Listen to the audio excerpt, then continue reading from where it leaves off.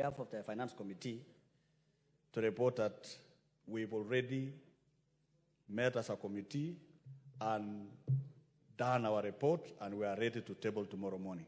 Mr. Speaker. Excellent. Then we'll finish it even faster. Members on their feet, take your seats. I have another message to deliver.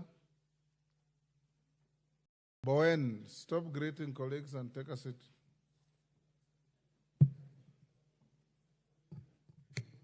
Honorable members, the second message from His Excellency the President is on nomination of persons for appointment to the offices of Cabinet Secretaries. Honorable members, Standing Order 42.1 relating to message from the President provides that the Speaker shall read to the House any message from the President delivered to the Speaker for communication to the House. In this regard, I wish to convey to the House that I have received a message from His Excellency the President notifying the nomination of various persons for appointment to the offices of Cabinet Secretaries. In the message, His Excellency the President conveys that in excess of powers conferred on him by Articles 152(2) of the Constitution, as read together with Sections 3 and 5 of the Public Appointments Parliamentary Approval Act 2011, he nominates various persons for appointment to the aforementioned offices. For clarity, Article 152(2) of the Constitution states, and I quote, "The President shall nominate and with approval of the National Assembly appoint Cabinet Secretaries." The names of persons submitted to this House for approval for appointment as Cabinet Secretaries are as follows. Honorable Professor Kithure Kindiki, EGH, Cabinet Secretary, Ministry of Interior and National Administration. Dr. Deborah Mulongo Barasa, Cabinet Secretary, Minister of Health. Honorable Alice Wahome, EGH, Cabinet Secretary, Minister of Lands, Public Works, Housing, and Urban Development. Dr. Julius Migos Ogamba, Cabinet Secretary, Minister of Education. Honorable Roslinda Soipan Tuya, EGH, Cabinet Secretary, Ministry of Defense. Dr. Andrew Mwihia Karanja, Cabinet Secretary, Ministry of Agriculture and Livestock Development. Order. Order. Order. On order. Honorable Rosalinda Soipan Tuya, AGH, Cabinet Secretary, Minister of Defense. Dr. Andrew Mwihia Karanja, Cabinet Secretary, Minister of Agriculture and Livestock Development. Order, honorable members.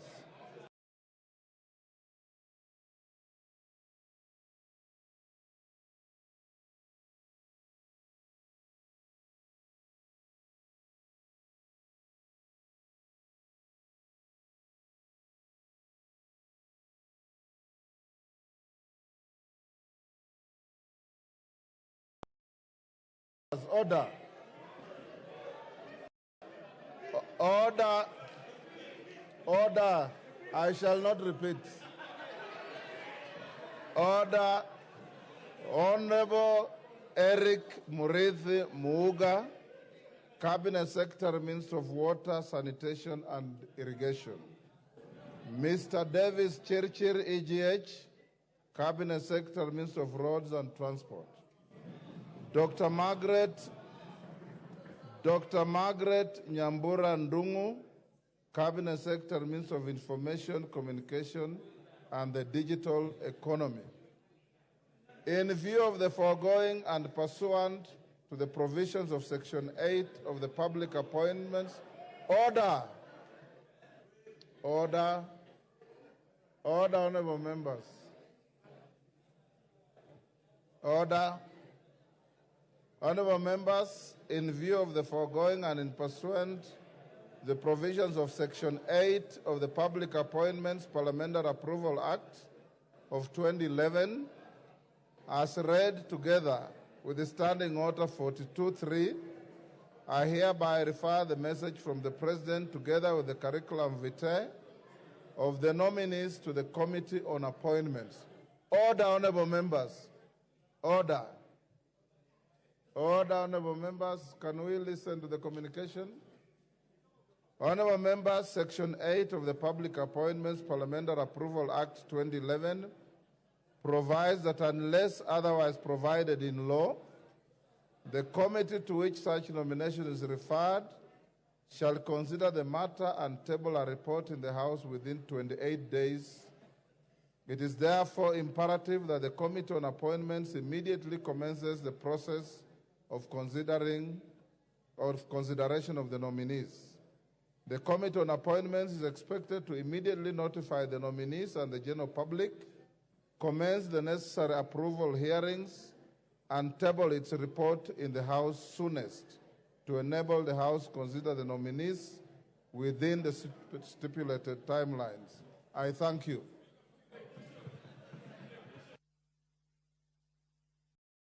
Next.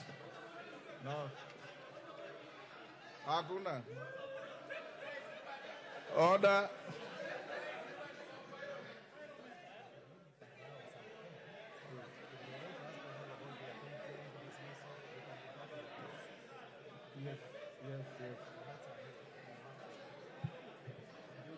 Yes, Junet, order. Order, honorable members. Junet, what is it? Huh? Yeah. Mr. Speaker. Order. Mr. Speaker. I'll come to you. Yes. Order, members. Yes, Junet. Mr. Speaker, Kaluma. Mr. Speaker, they normally say in Parliament, what you communicate is what is communicated and that is what is final. But I'm not sure whether this list is the same one, Mr. Speaker. We cannot change your records in Parliament, but we are really in doubt whether this is the real one. But we shall wait. Mr. Speaker, having said that, Mr. Speaker, I want to speak on this matter and say this. Mr. Speaker, this time and this period in Parliament, Mr. Speaker, I want to tell members, my colleagues, that vetting of this CSS is not going to be business as usual. This time, Mr. Speaker, and this time, Mr. Speaker, I repeat for the third time, if somebody is not suitable, if somebody is not capable, if somebody doesn't have the capacity, we are going to throw him out, Mr. Speaker. We must do justice to Kenyans, Mr. Speaker, and we must do our work properly this time, Mr. Speaker. Mr. Speaker, I participated in the vetting of the last CSS, Mr. Speaker. We know what people told us in that vetting, and we know there are people who have come back. If your records of net worth is not colluding or is not balancing, Mr. Speaker, just know we will throw you out of the window, not even the door. Mr. Speaker, the responsibility of making sure who is suitable and who meets the requirement of becoming a CS is vested in this House, Mr. Speaker, through the Parliamentary Approval Act. Honorable Junet, I'm finishing, Mr. Speaker. You are a member of the vetting committee. Mr. Speaker, I'm concluding, Mr. Speaker. Mr. Speaker, it is this House that is going to make sure it is this House that is going to make sure, Mr. Speaker, Kenyans get value for their money. It is this House that is going to make sure, Mr. Speaker, if you know brothers and sisters who have been nominated, if you know you don't qualify, please leave early before you come to this House. This time we will put you in front of Kenyans bare, Mr. Speaker. Bare, naked bare, Mr. Speaker. Mr. Speaker, Kenyans are tired. And Kenyans are saying that they don't mind anybody becoming a CS. They want to have CSS in offices, but they want to have the right people who are qualified, Mr. Speaker. And we are going to do our constitutional mandate, Mr. Speaker, to make sure, especially for those who are in offices before and who have been brought back, you will see what we are going to do to you people, Mr. Speaker. With those few remarks, Mr. Speaker, I am prepared for the vetting committee to kutana na hiyo watu mundu kumundu. Mundu kumundu. Mundu kumundu. Thank you. Yes, Kamket. Remember, honorable members, we don't debate communication such as this. Yes, Kamket. Thank you, Mr. Speaker. Mr. Speaker, while what you've read could be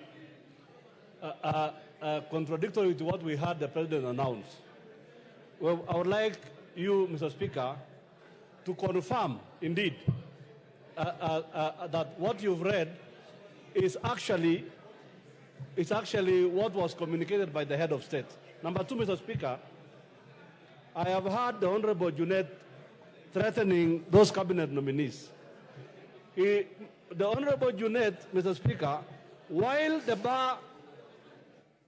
bar must be raised high for anyone appointed to cabinet, Mr. Speaker, or any other public position, we do not also expect that we are going, or His Excellency the President is going to appoint angels into cabinet. So, in as much as Honorable Junet is here threatening those nominees, even him, Honorable Junet, he who comes to equity must come with clean hands. And therefore, he must not stand here and threaten the careers of other Kenyans as if he's a very clean man.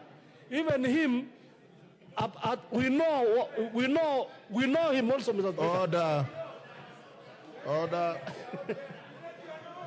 There is no motion against him here. Yes, Sunguli. Mr. Speaker, I want to thank you for the message that you have delivered, and I want to say that I'm sure that this time the list is very correct.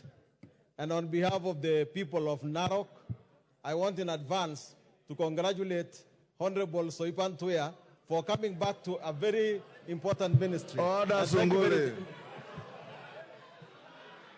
Order. Soipan is not a minister yet. She's only proposed. Kiborek. Order. Order. Let's hear Honorable Kiborek. Thank you, Mr. Speaker. I want to, Mr. Speaker, will it be in order for the House to revet those CSs who have been vetted by the same House previously? My second point, Mr. Speaker, is there is many rumors going around that there's a broad-based government, Mr. Speaker. Is there a possibility that Mbadi doesn't want to sit because maybe it will be something in the next coming days, Mr. Speaker? Maybe the arrogance has started getting to his head, Mr. Speaker. Mr. Speaker, or maybe the humility, because I know Mbadi is a very humble guy. Maybe, I don't know, or maybe Junet is an interested party, Mr. Speaker. Yes, Kiborek. Mr. Speaker, I was asking, is it in order to revet those CSs who have been vetted before, Mr. Speaker? Lastly, Mr. Speaker, in the same House and the same Parliament to revet the CSs for the second time. And thank you, Mr. Speaker. Order, Honorable Kiborek. Under the Constitution and the Public Appointments Parliamentary Approval Act, everybody, whether they were in the dismissed cabinet or not, once reappointed, must be vetted by this House. In fact, the Public Appointments Parliamentary Approval Act says the persons to be vetted include those appointed and reappointed. That is the law. So those who have been reappointed, of course, I've read in some public fora whether persons who have been reappointed after dismissal qualified to be so reappointed. Again, the answer is in the affirmative. unless you have been dismissed for breaching Chapter 6 of the Constitution, unless you have been dismissed for violating the Constitution and being unaccountable in the management of public resources. The dismissal assigned no reasons for the dismissal, and therefore they are eligible for reappointment, and under the Public Appointments Parliamentary Approval Act, you will vet them and vote on their reappointment. Dr. Nyikal.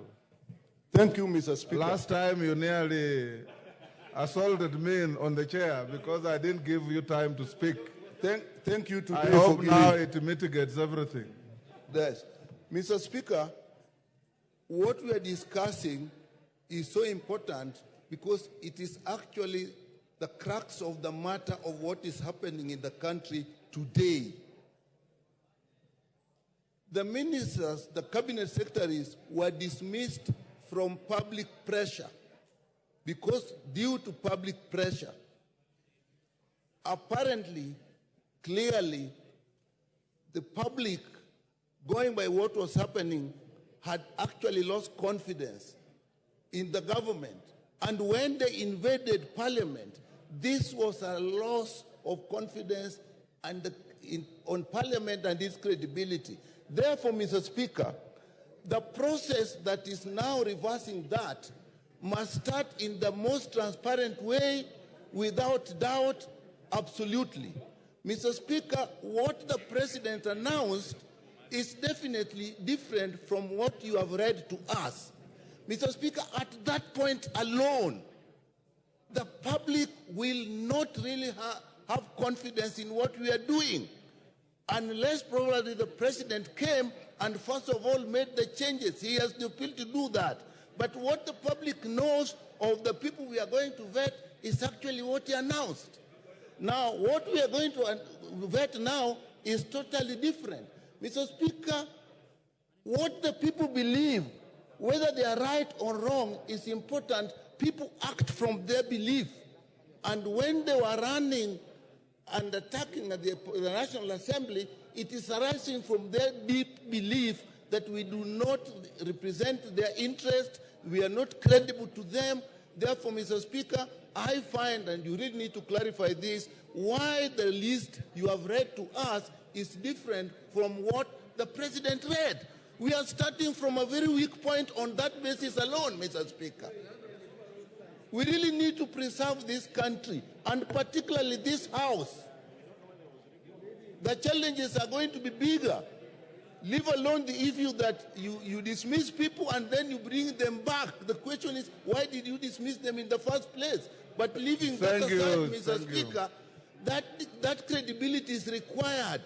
We should have the same list, Mr. Speaker. Honorable Dr. Nyikal, as a House of Parliament, we are a House of record. And the record we have is a communication from the Executive Office of the President. And it must be in writing and signed by the President.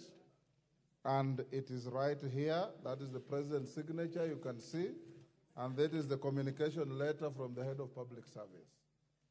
The President, like anybody else, has the right to change his mind on what he has decided. What is important is the record that comes to this House. And the record that has arrived in this House is what I have read to you.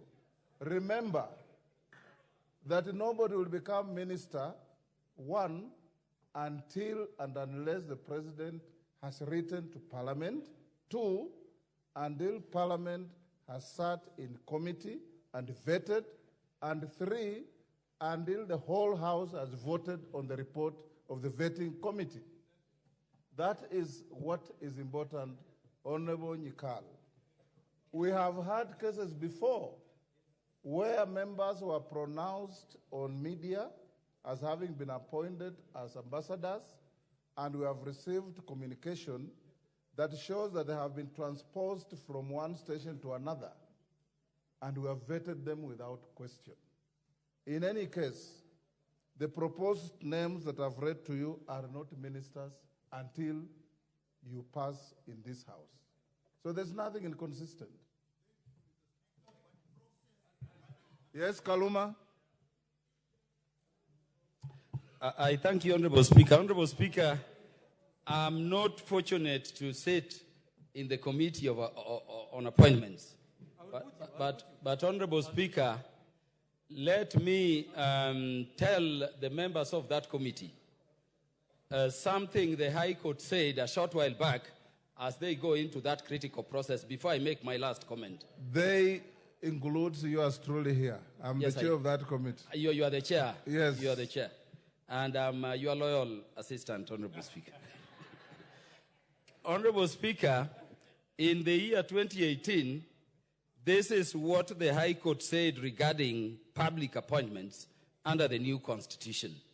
And I quote, Honorable Speaker, that August 27, 2010, ushered in a new regime of appointments to public office, whereas the past was characterized by open corruption, tribalism, nepotism, favoritism, scrapping the barrow, and political patronage.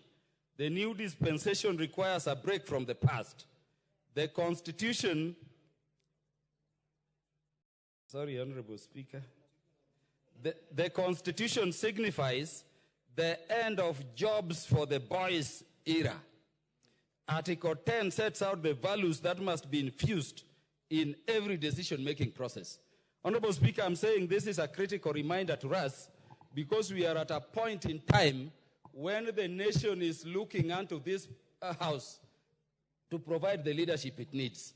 Honorable Speaker, it is for this reason that last week, even as the ODM party, independent parties of Azimio also, we sat and said that the government of Kenya belongs to all of us.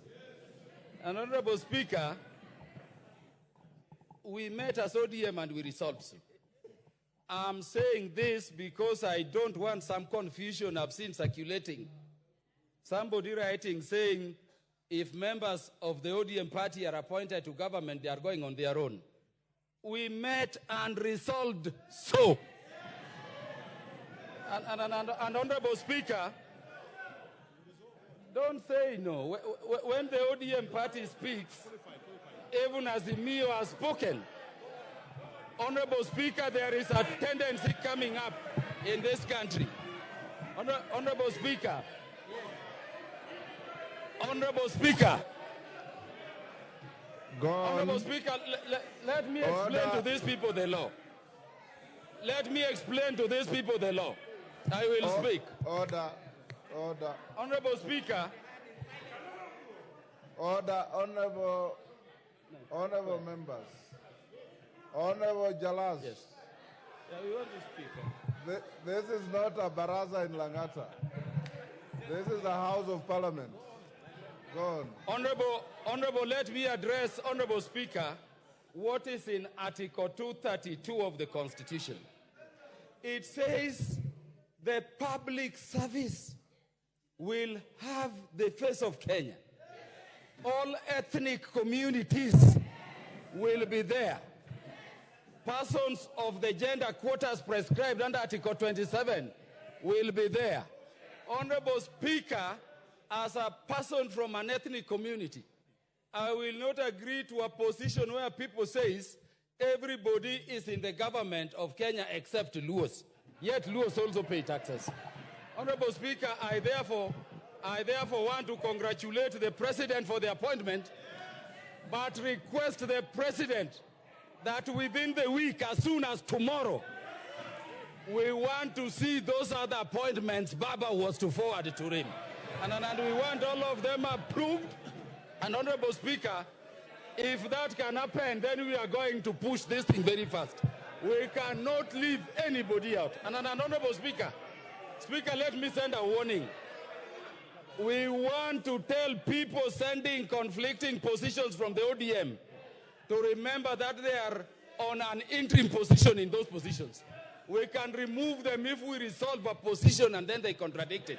This one has to happen for the good of the nation, and we are telling the government we are ready to serve to secure that Kenya moves properly. Thank you, Honorable Speaker. Order, honorable members. Order. Next order. Next order. Next order.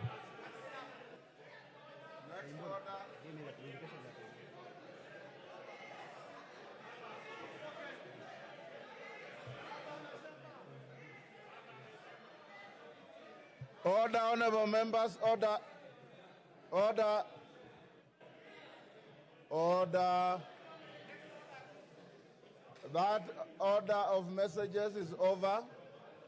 Order. Honorable Winnow, take your seat. Order, honorable members. We'll now go back to order number 2, where I have a communication. The messages are over. The message on finance bill and appointments is over. Honorable members, I have a communication. Order. Order, Honorable Were. Order. This is a communication on allegations of bribery of members of parliament in the discharge of parliamentary duties. Order. I don't want any assistance. Just do the listening, let me do the talking. Honorable members, I wish to inform the House that my office is in receipt of correspondences dated 24th and 25th June 2024 from various members of parliament regarding allegations of bribery of members of parliament during the voting on the Finance Bill, National Assembly Bill number 30 of 2024. The honorable members include the Honorable Joseph Munyoro MP, the Honorable Joseph Kosgei El-Mengit MP, the Honorable Jane Kagiri MP, the Honorable Kanyuitha Mutunga PhD MP, and the Honorable Didymus Wekesa Barasa MP. The Honorable Didymus Barasa MP also raised the matter on the floor of the House on Wednesday, 25th June 2024. In their complaint, the members allege that on Sunday, 23rd June 2024, the member for Juja, the Honorable George Koimburi, MP, was quoted across various media outlets claiming that members of this House who voted in support of the second reading of the Finance Bill, National Assembly Bill number 30 of 2024, were bribed with 2 million shillings each to do so. The affected honorable members sought my guidance on how to address this matter. In their estimation, the assertions attributed to the Honorable Koimburi, if left unsubstantiated, continue to bring shame and odium to members of parliament and paint the entire House in bad light. Honorable members, you will recall when the matter was raised on the floor of the House, I did undertake to give a considered ruling at the next sitting of the House, which is today. In a related development, I wish to inform the House that I have also received a letter dated 22nd July 2024 from the Honorable Koimburi, titled Apology Letter. The letter indicates as follows, I quote, I, George Koimburi Ndungu, of ID number, elected member of Parliament for Juja constituency, would like to tender my apology to the House leadership and my colleague members of Parliament. I understand we are living on a very dynamic and sensitive times, and my utterances in the past may have caused some problems in the country. I'm remorseful and humbly seeking for forgiveness. As an ambassador of peace, I pray that peace do prevail in our country. God bless Kenya. Order. Today, honorable members, at the rise of the House Business Committee at 1:45 p.m., I did call the Honorable Koimburi to ascertain his authorship of the letter. The Honorable Koimburi did confirm authorship of the letter and further denied any claims that he had disowned the letter and its contents. The honorable member further indicated that he is currently away in Mombasa and unavailable to attend the sitting of the House until Tuesday, 30th July 2024.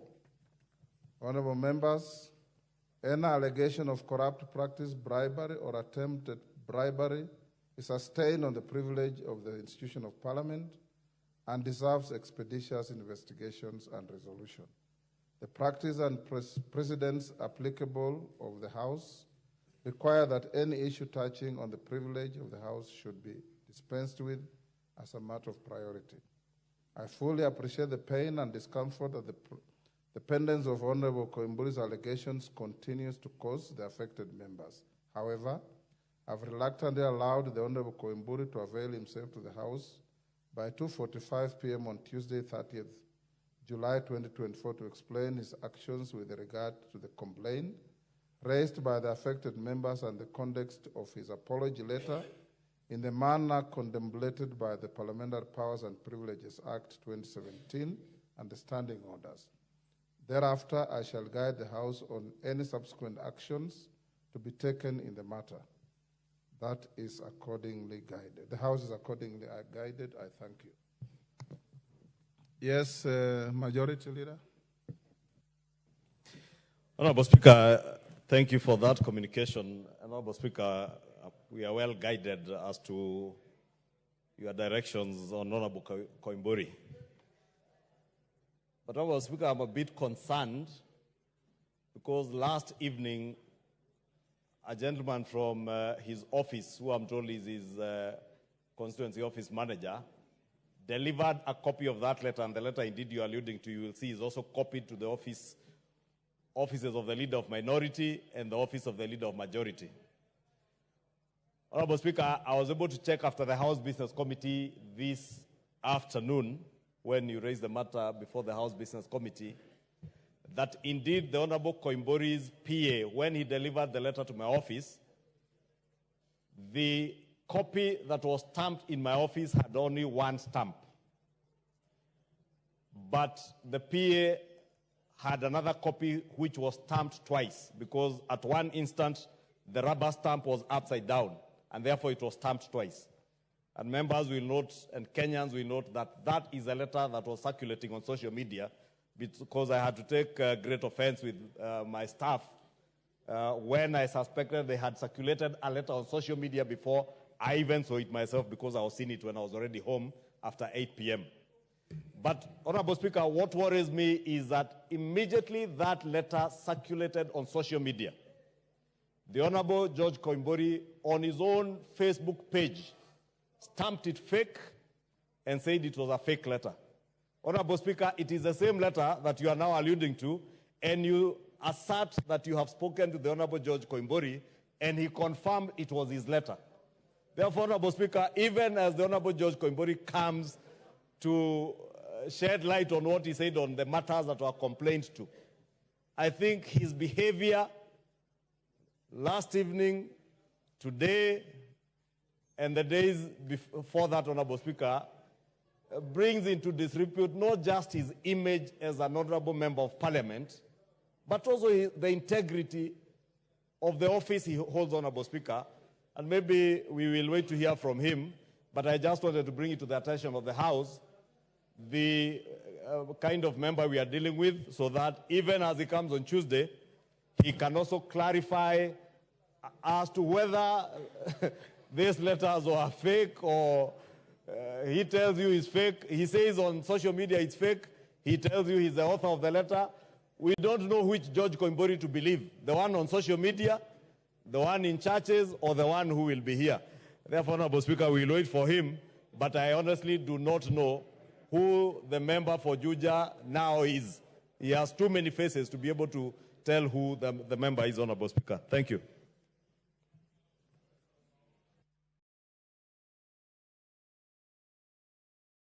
Honorable Maua. Thank you, Mr. Speaker, for giving me a chance. Mr. Speaker, I want to support whatever the Leader of Majority has said.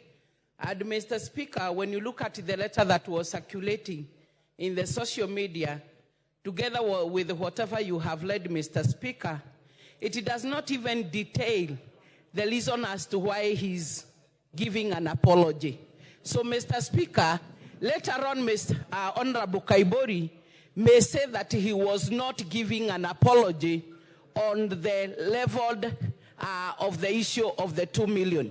So, Mr. Speaker, that letter is a bit ambiguous on the state as to why he's giving an apology. Mr. Speaker, we want to have, if at all we are to agree, a letter that is talking of an apology over an allegation that the members were given 2 million. But that one is vague and a bit ambiguous. Thank you, Mr. Speaker.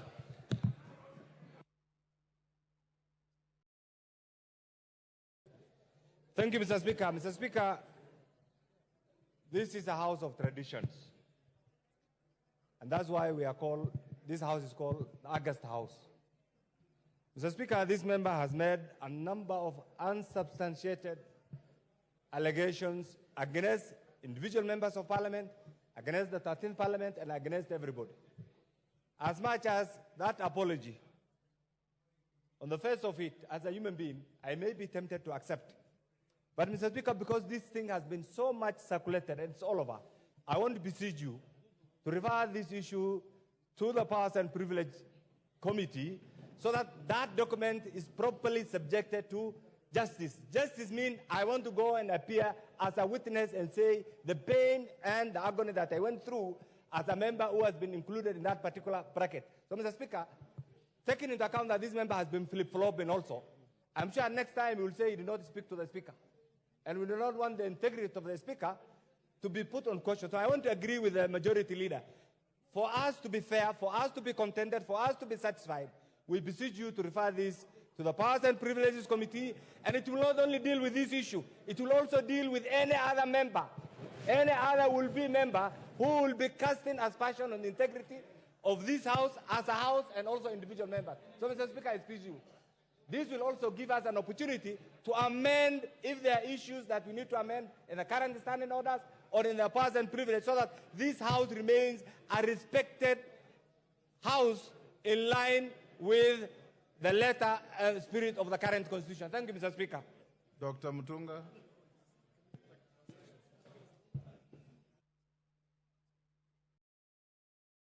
Thank you, Honorable Speaker.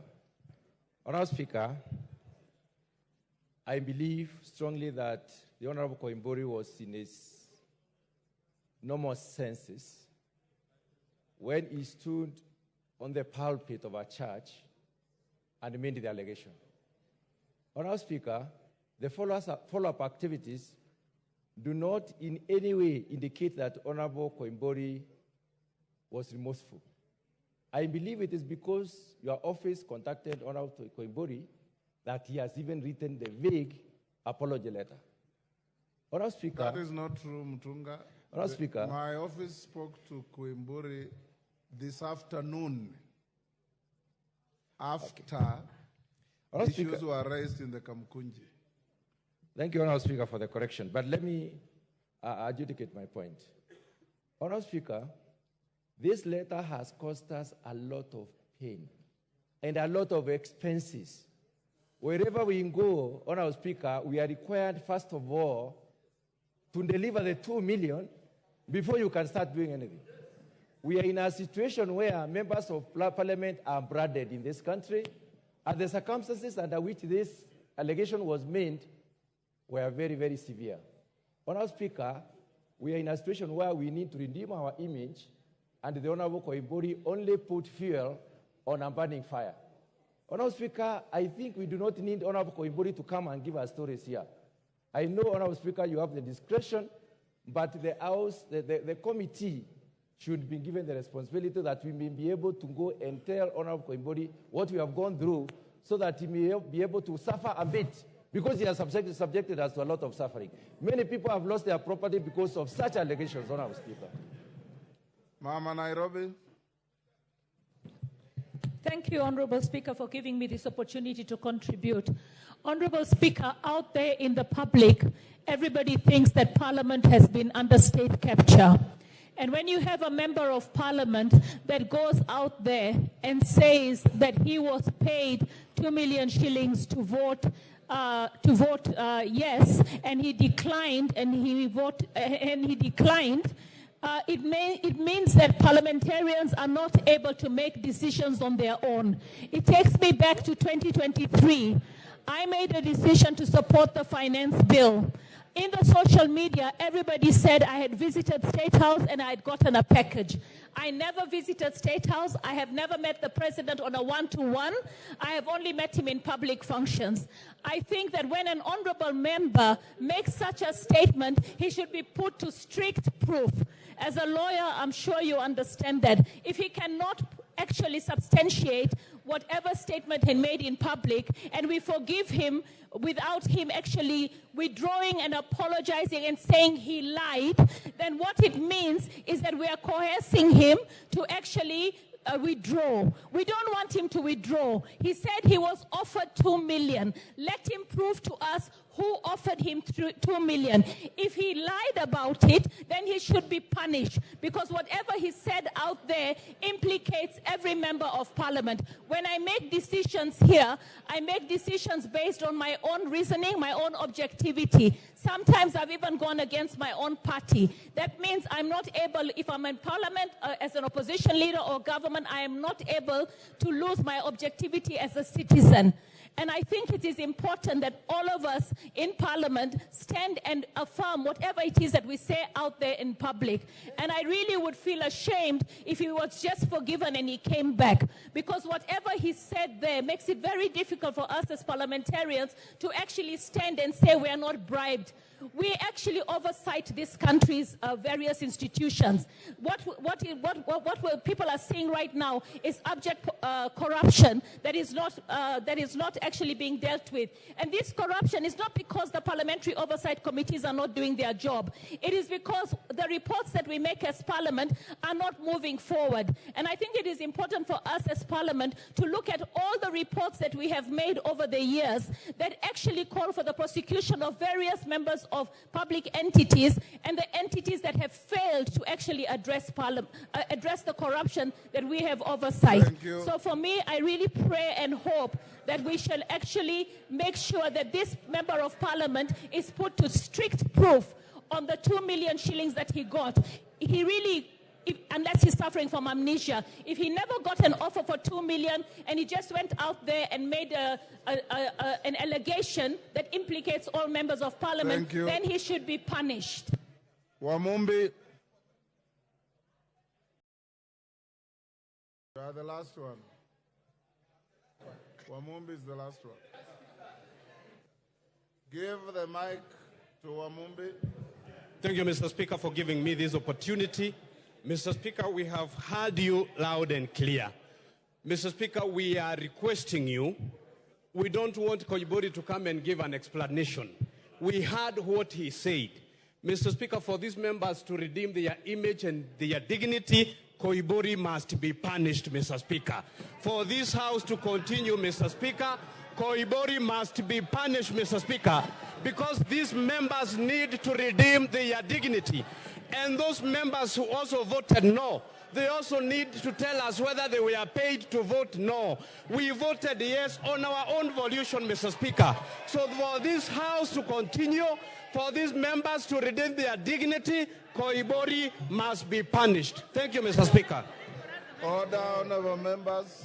Order, honorable members. I did say that I shall guide the House on any subsequent actions to be taken on this matter. Next order. Next order. Order number 4, petitions. Order number 5, papers.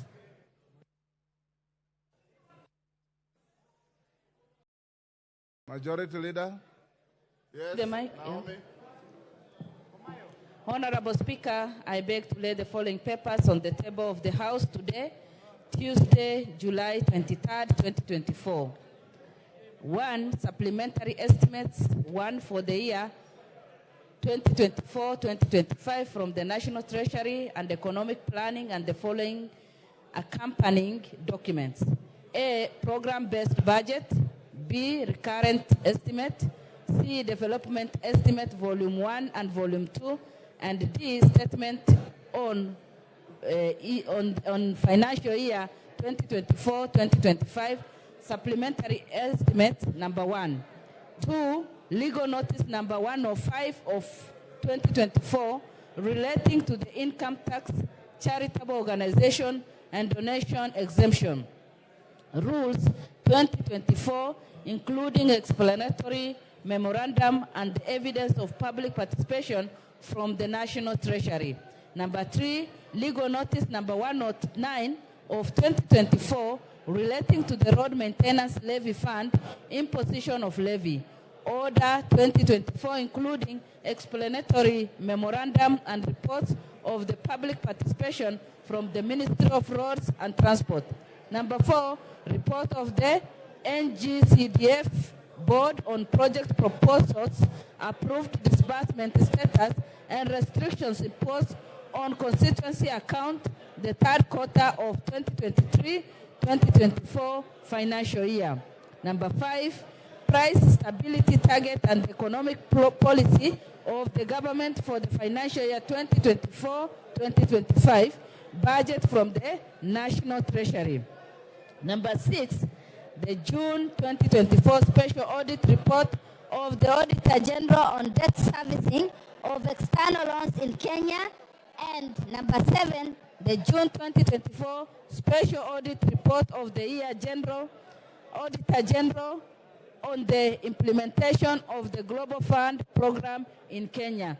Thank you, Honorable Speaker, and I beg to lay. Order, honorable members, order. Order, honorable members. Honorable McClub. Who is the member talking to Honorable McClub? Take your seats. The House is in session. Honorable Babu Wino, take your seats. Those who are walking out for their coffee or conversations, do so without disrupting the proceedings of the House. Chairperson, Budget and Appropriations Committee.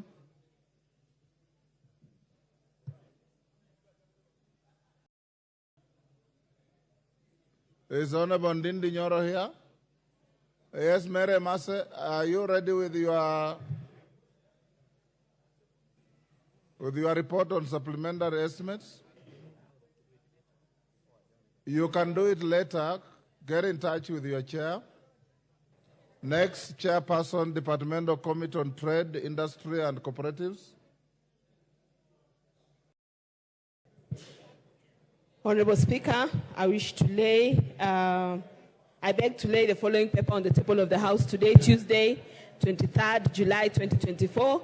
That is the report on the Departmental Committee on Trade, Industry and Cooperatives on its inspection visit to the new Kenya Planters Cooperative Union or new KPCU warehouses in Nairobi, Sagana and Meru. Thank you, Mr. Speaker. Thank you. Next, Chairperson, Departmental Committee on Finance and National Planning. Member for cases. Thank you, Mr. Speaker. Honorable Speaker, I beg to lay the following paper on the table of the House today, Tuesday, 23rd July 2024. Report of the Departmental Committee on Finance and National Planning on its consideration of the President's Memorandum on the Finance Bill, National Assembly Bill number 30 of 2024. Thank you. I beg to lay. Order number 6. Next order.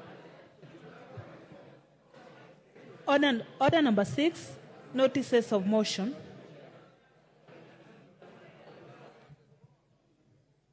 Honorable Emase, we wait for your chairman. You will be given an opportunity to table and give notice of motion. Chairperson, Departmental Committee on Trade, Industry and Cooperatives. Thank you, Mr. Speaker. Mr. Speaker, I'd like to give notice of motion. I beg to give notice of motion of the following motion, that this House adopts the report of the Departmental Committee on Trade, Industry and Cooperatives on its inspection visit to the new Kenya Planters Cooperative Union or new KPCU warehouses in Nairobi, Sagana, and Meru, laid on the table of the House on Tuesday, 23rd July 2024. I thank you, Mr. Speaker.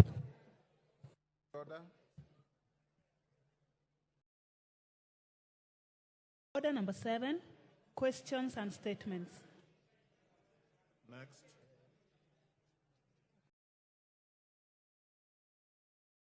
Next. Order number 8, motion. Public petition on funds spent contrary to the provisions of Article 223 of the Constitution. Resumption of debate.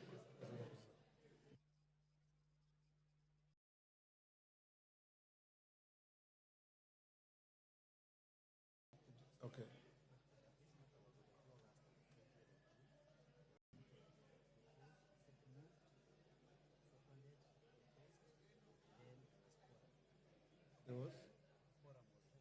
Honorable members, we are now at order.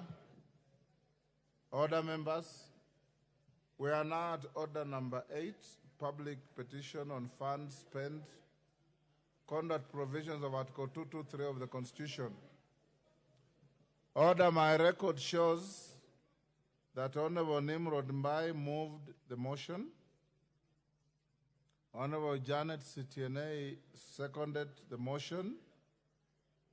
The question was proposed, and then there was a member who claimed there was no quorum. So we now open to debate.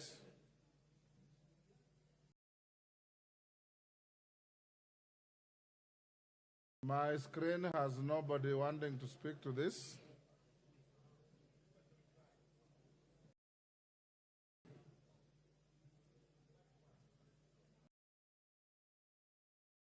Mover, Nimrod. Where's Nimrod? Janet Sitiene. You are the seconder. Who is...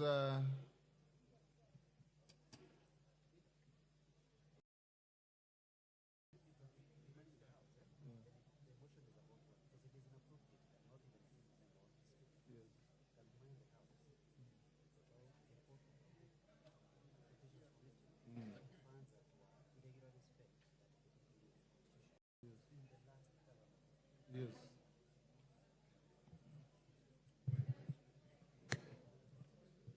Yes, Makali Mulu.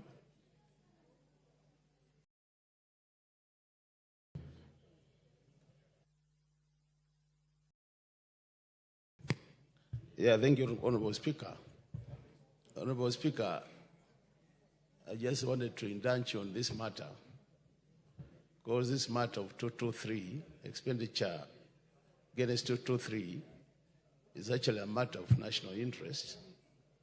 And I think that's why the petitioner had petitioned Parliament so that the matter is discussed and debated.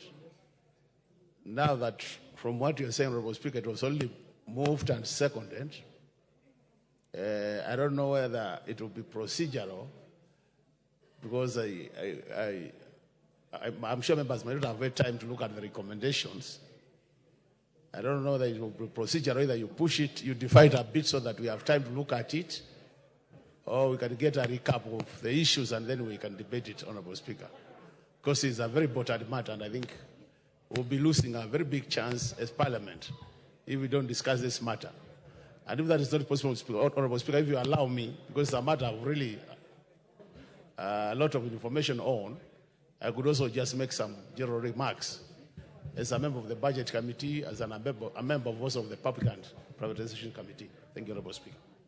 Are you moving that we adjourn the debate on this motion?